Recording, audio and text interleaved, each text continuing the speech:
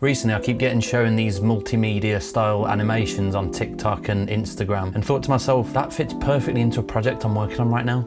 But how did I do it? So in this video I thought I'd step away from the existential crisis that AI generated art and video and media has been giving me and physically touch some real life paper and pencils. Can you imagine? I've got no promises that this is going to be any good or like even usable at the end, but let's give it a try. So I've just jumped into the project. I shot this with Jet Ski, the band, on tour. It's like a tour slash montage music video sort of vibe. But there's some really energetic performance parts which I think that the animation will work really well on. So I'm just going to go in and make some selects and then see what happens, I guess. I think this shot could work really well. I'm looking for something that's a bit longer because what I'm going to have to do is lower the frame rate so it's less frames that I have to animate, because it would be crazy to do 24 frames per second. So what I'm going to do is slow it to like maybe 10 or 12. It'll be a little choppy, but it sort of adds to the look. I've chose my clip and I've used this frame rate emulator to set it to 12 frames per second. So it looks like this now. So it's a little choppy, but it also means that it'll be less frames to manually draw on and do whatever I end up doing. I'm figuring this out as I go. I have no idea what to even do, to be honest. Okay, so what I have to do now, I've made a little list from my research, is export every single frame as its own image and then scribble on them or something, I guess. Let's see what happens. This will be different for different softwares, obviously, but in Final Cut, you just highlight the bit that you want and then go to add destination, and image sequence is there. So just add that to your list of destinations and then you'll find it up in the top right corner, export image sequence. And in my folder here, I've got every single frame individually. Job well done. The easy part is done.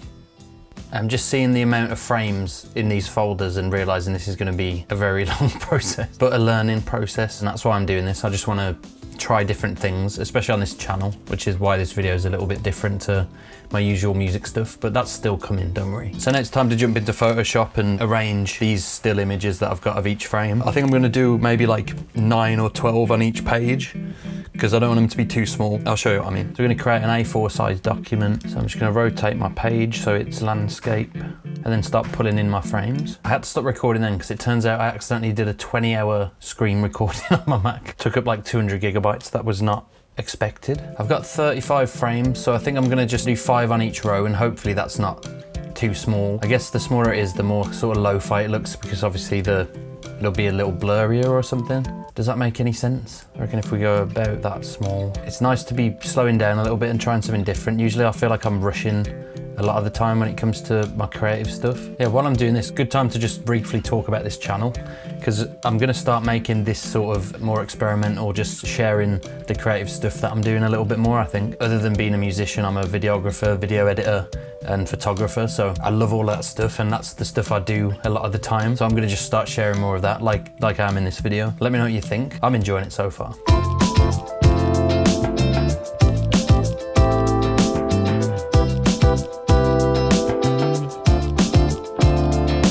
So just like that, the first sheet is all laid out. The next step is to print this off and then just start messing around with it.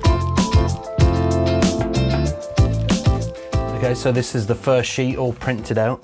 I had to actually use lined paper because we just ran out of paper, but I thought it kind of added to like the DIY vibe of it. I think it might actually work pretty well. Other than that, I've got an assortment of different pens. I thought I had some crayons, but I don't because I'm an adult. I am missing one thing though. And we match as well. Okay, let's go on with it. I didn't think of this as an arts and crafts video, but it's kind of starting to feel like one. I'm so nervous to start. You don't have this level of commitment with like digital editing. Okay, the first line. Or should I start a few frames in? This is hard.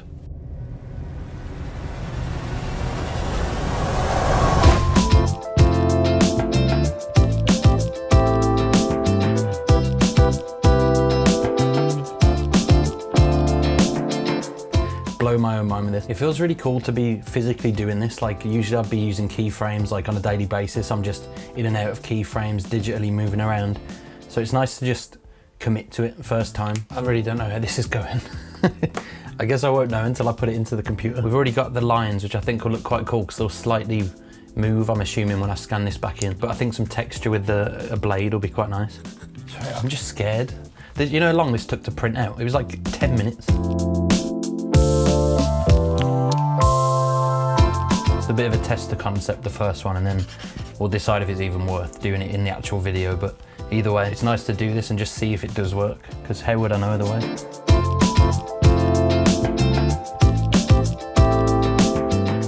Job's a good one, maybe. So the way I'm going to scan this in, because I don't have a scanner at home, is literally I'm going to use my phone camera and just take photos of all of them. It actually looks so cool how grainy each frame looks because of the paper and the printing. I think it's going to be super lo-fi. Right, let's bring this into the computer then and just see if it's any good.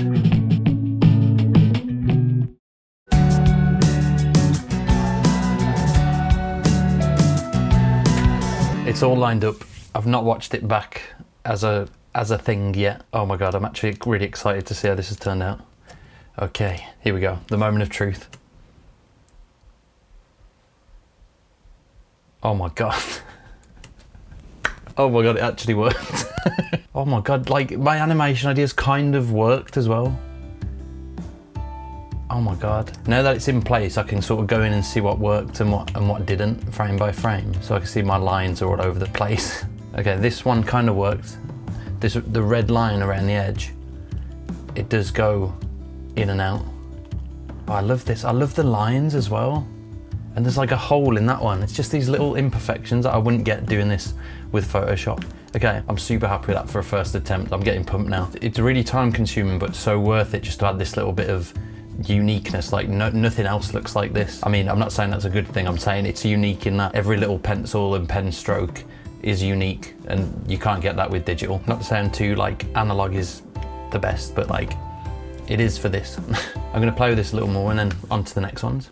So it's day 2 of working on this edit now. The whole edit's locked in, like the band are happy with it. So I've been into the edit and chose the parts that I want to do these animations on. So now I just need to basically repeat the whole process that I just did on that first one and do it again.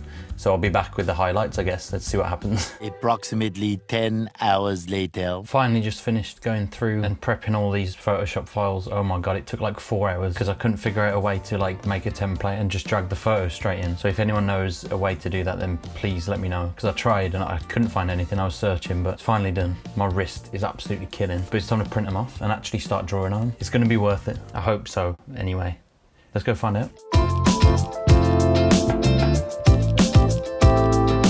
So the moment of truth is finally here. I've got all of the 26 or 27 pages printed off. The printer started running out of ink towards the end, and it ended up doing this really cool inverted effect, which I think might actually work, but we'll see. I've actually got crayons today because I'm not an adult this time. So how did all of this madness actually turn out in the end? It's been around a week or 2 now and the video is fully completed, so I'm going to jump in and show you my favourite parts. This is probably the best example of the ripped sort of thing I was doing with the really rough part of my multi-tool. I tried to animate it so it would come in gradually and then go back out from the corners. I think it just came out so cool, especially with the cardboard in the background, the little bit of this brown sort of cardboard barcode that's poking through, which was just an Amazon package that I was using to cut and do all the drawing and stuff on. So there's another one I thought was really cool. There's a few things I like in this one. The animation lines actually went really well. I think this was when I really started getting into it and realizing how to do certain things and how far to space out the lines on each frame to make them look quite smooth. What I was doing was animating, then bringing it right into the software so I could improve as I went, sort of thing. But I just love on this one how the lined paper actually looks quite cool as well, because it creates this like film sort of effect. There's like a natural grain with how small the image was printed, so every frame that goes it looks like this sort of film grain that's on top of everything. There's like the hole in the side of the paper and stuff that comes in that ends up in full speed looking a little bit like these film imperfections and stuff like that, and little scratches on the screen. This is a good example of my printer completely just breaking on me midway through the whole process. So it started printing like inverted looking colours, and there'd be like pinks and blues just over the whole image. And at first I thought, oh, I need to fix this, but in the end I ended up just using it because it was only for a few animations throughout the whole video. It actually ended up adding an extra like layer of difference and texture to the video, so I think it worked. This was one of the first ones where I actually used painting out the whole background as a sort of technique, and I really like how this came out. Because it's so lo-fi in the quality, I found it really helped to isolate certain subjects. Pumped with how this turned out. Another good example there of the broken printer actually working out. I found it worked in quite short stabs. For a long amount of time that would just look probably too weird and pull you out of it, but just for that split second it just adds this like punch of energy in there, which I really liked. This is probably one of my favorite like rip texture looking ones, because I slowly, as I went through, tried to make it more ripped and come out as it was surrounding Elliot, and I just think it looks so cool how it just like slowly breaks apart and then comes back towards the end. It's another one of my favorites in the video as well. These two absolute legends just going for it in the crowd. End up using like a white felt tip pen and just scribbling quite wide strokes all the way around, and it looks so cool with the different colours that are in this shot. Again, it was using that method I just talked about, like isolating the certain subjects in the frame, and I think this one looks awesome. It just worked with how like bright and popping the colours were in this, to have the white border to just like make it stand out a little bit more. This is another one that turned out quite nice. So I was trying to do is like shoot beams out of the lights that were in the background, and then it starts to outline Jack as well. Also did these like car mount shots, which I was so happy with, where like to the front of the van we'd mount the camera and it would just create these cool shots, like really dynamic. Another good example of the broken printer again. I think this might have been on the line paper, which is why those purple sort of lines are coming down. Sometimes things going wrong can be like the best thing to happen. I was super happy with this one of Charles. I was creating this thing again where the lines come out and then go back in, and I think it just came out super cool. Like at this point through the video I was like really starting to understand how the animation worked from frame to frame and how far to space everything out to get it moving in a natural looking way. If this can even be described as natural, but it looks cool. This was one of the best broken printer shots. It created this like inverted look, but also kept some of the natural colour, like the white of the shirt and the hat and stuff. But it created these black lines, which looked like some weird like jail cell looking thing. It stopped around his face and stuff, so it almost looked three-dimensional. It was just a great accident. I couldn't have planned this, but sometimes that creates the best stuff. Another good example there of the lines, but again, it like stops in certain parts and looks like it's going around the side of the guitar and like around his neck and stuff. It just created this 3D look to it. Another great accident. Trust the best parts of this to be complete accidents. That's typical. This was a cool one. I feel like the framing was getting a little bit samey, so I pulled right out of this one and got quite a lot of the border and the outside in, to the point where you can actually see the other images around it on the paper, but I just thought it looked so cool. Occasionally you get a bit of the cardboard coming in the background, so it's always moving around it, but the center of the frame stays the exact same with the animation. Probably will do this a lot more in the future if I do this again, which I think I will, because I really enjoyed it. Leading up to the last chorus, there's this build up and it zooms into the car, and right at the end it just needed this little bump of energy, so I put in one of the broken printer shots, but this time every frame I zoomed it out slightly, so it was like this stop motion